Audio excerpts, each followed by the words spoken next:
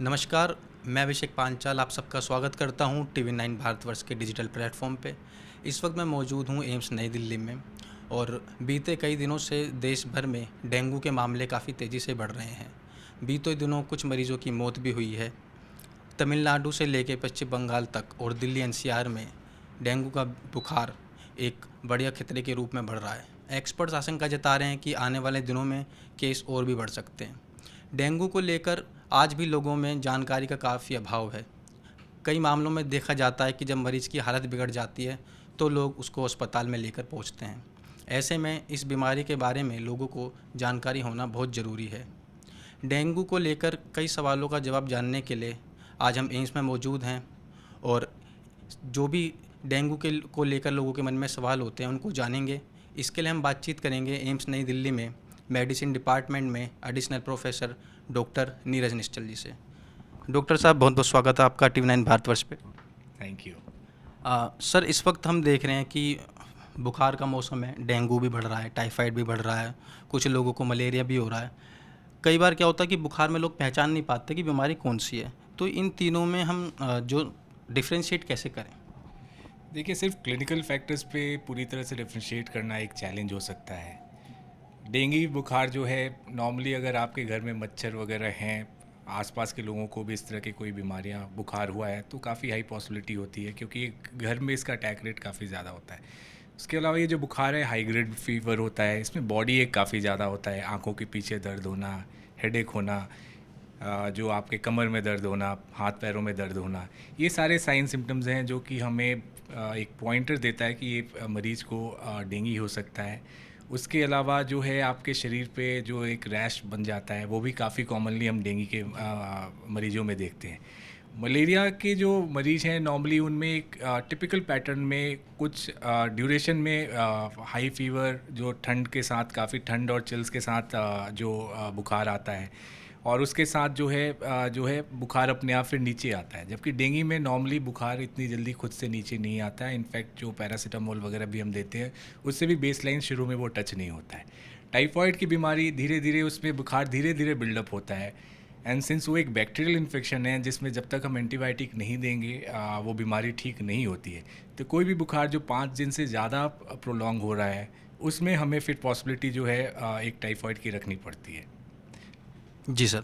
Sir, अगर हम dengue में देखें तो प्लेटलेट्स को आप कैसे देखते हैं? क्योंकि कई बार देखा जाता है कि कुछ मरीजों में प्लेटलेट डाउन हो जाती है और थोड़ा पैनिक भी रहता है कि प्लेटलेट्स गिर गई। तो प्लेटलेट्स का क्या महत्व है डेंगू में? देखिए, ये बहुत इम्पॉर्टेंट क्वेश्चन है। लोग प्लेटलेट काउंट देखकर काफ़ी घबरा जाते हैं। तो डेंगू एक ऐसी बीमारी है जिसमें फ़ीवर होने के बाद, जब एक बार फ़ीवर जब ठीक होना शुरू होता है, तो प्लेटलेट अपने आप नीचे आना शुरू होता है। एक ये नॉर्मल रिस्पांस आप कह सकते हैं। तो सबसे ज़रूरी चीज़ समझने की ज़रूरत है कि यहाँ पे प्लेटलेट के नंबर से ज़्यादा प्लेटलेट की क्वांटिटी क्या है, क्वालिटी क्या है, उस पर फ़र्क पड़ता है क्वांटिटी के मुकाबले। तो हो सकता है किसी के प्लेटलेट काउंट 10,000 भी हैं, फिर भी उसमें कोई दिक्कत ना हो, और कोई ऐसे भी इंसान हो सकते हैं जिसमें 70-80 हज़ार होने के बावजूद भी ब्लीडिंग होके और प्रॉब्लम क्रिएट कर सकता है। तो हम साइंस पे ध्यान रखना पड़ता है कि कोई ब्लीडिंग टेंडेंसी पेशेंट पे डेवलप तो नहीं हो रहा है। उस सिचुएशन में हमें प्लेटलेट की रिक्वायरमेंट पड़ सकती है। अदरवाइज़ नॉर्मली प्लेटलेट काउंट कम होने से भी कोई जान को उस वे में कोई खतरा नहीं होता है कि बिल्कुल तुरंत के तुरंत प्लेटलेट चढ़ाने की ज़रूरत पड़े। उसके अलावा जो सबसे ज़रूरी चीज़ है हमें ध्यान रखने की, अगर कहीं से कोई ब्लीडिंग हो रही है, जैसे कई बार हम देखते हैं कि दांत जो माइनर ब्लीडिंग है, जैसे कि मसूड़ों से ब्लड आना, या तो स्किन के नीचे चकते से बन जाना, जो एक ब्लीडिंग का निशानी हो सकती है। उसके अलावा खून की उल्टी आना, या लैट्रिन के रास्ते जो है स्टूल में आपके ब्लड जाना, ये सारे एक वार्निंग साइंस हैं जो कि डिसाइड करता है कि हम शायद मरीज़ को प्लेटलेट चढ़ाने की ज़रूरत है। अदरवाइज़ मेजॉरिटी ऑफ टाइम्स हमें ऐसे डेंगू मरीज़ों में प्लेटलेट चढ़ाने की ज़रूरत नहीं पड़ती, इवन इफ़ कि उनके नंबर्स, अगर प्लेटलेट काउंट काफ़ी कम है फिर भी। सर, प्लेटलेट्स की बात करी, एक चीज़ और आती है डेंगू के जो एक सिम्टम्स, एक तो नॉर्मल बुखार आया ख़त्म हो गया, कुछ पेशेंट्स में सिम्टम्स सीवियर भी हो जाते हैं जिनका लोग डिफ्रेंशिएट नहीं कर पाते। उसी वजह से देखा भी जाता है कि लेट एडमिशन होता है हॉस्पिटल में, कुछ मामलों में डेथ भी रिपोर्ट की जाती है। सर, वो जानने चाहेंगे कि वो डेंजरस सिम्टम्स क्या हैं डेंगू के? बिल्कुल, लोगों का ध्यान सिर्फ प्लेटलेट काउंट पे होता है, जो जबकि जो सबसे इम्पॉर्टेंट अगर मैं कहूँगा अगर टेस्ट है अगर डेंगू की पेशेंट्स के लिए तो वो है हेमेटोक्रिट, यानी कि खून ज़्यादा गाढ़ा हो जाना। इसका मतलब कि पेशेंट में डिहाइड्रेशन हो रहा है। जो डेंगू मरीज में जो सबसे ज़्यादा मोर्टेलिटी का जो कारण होता है, एक हम कैपिलरी लीक सिंड्रोम कहते हैं। इस बीमारी में हमारे कैपिलरीज से जो पानी जो है वो बाहर की तरफ निकलना शुरू हो जाता है। जो ब्लड वेसल के अंदर जो पानी होना चाहिए वो बाहर निकल के इंटरस्टिशियम में एक तरह से आ जाता है। वो सबसे ख़तरनाक चीज़ होता है, उसमें हमारा ब्लड गाढ़ा हो जाता है और ऐसे मरीज में जो है जान जाने की पॉसिबिलिटी है वो बढ़ जाती है।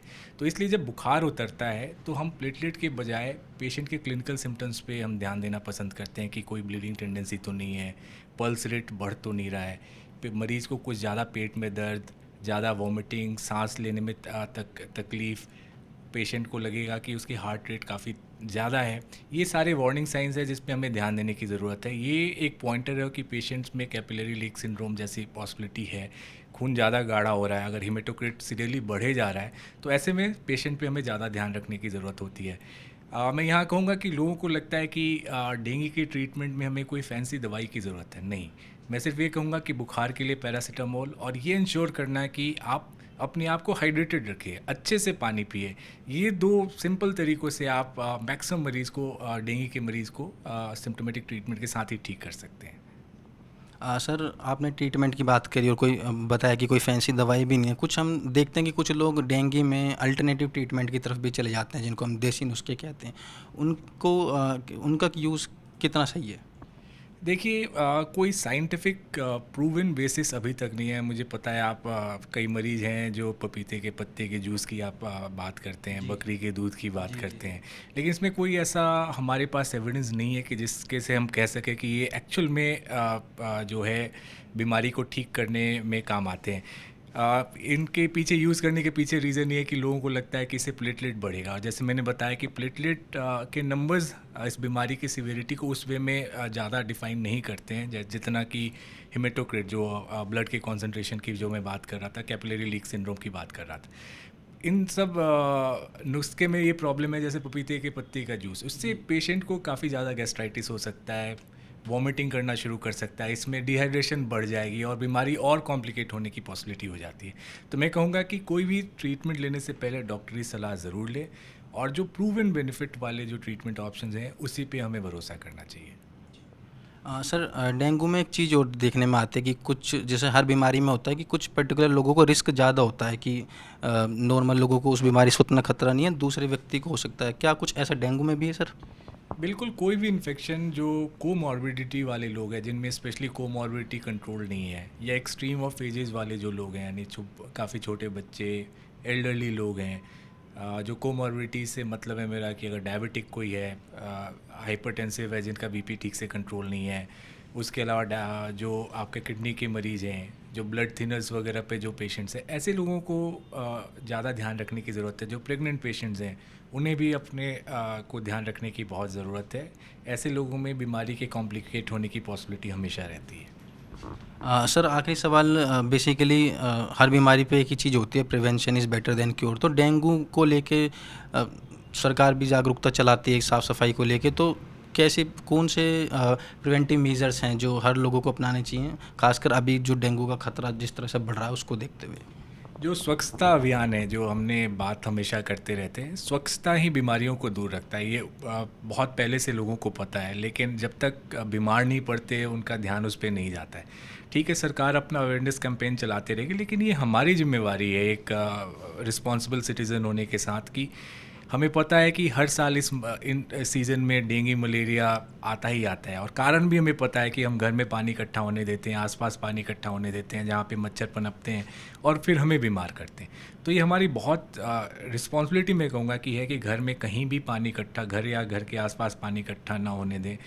फ़ाइन के डर से सिर्फ आप ये सब चीज़ करें, ये भी ज़रूरी नहीं है। आप ये समझिए कि ये प्रिवेंटेबल बीमारियां हैं, इसमें अगर एक भी जान जाती है तो ये बहुत ही दुर्भाग्यपूर्ण है, जो कि हमारे ही लापरवाही के चलते एक तरह से ये बीमारी फैलती है।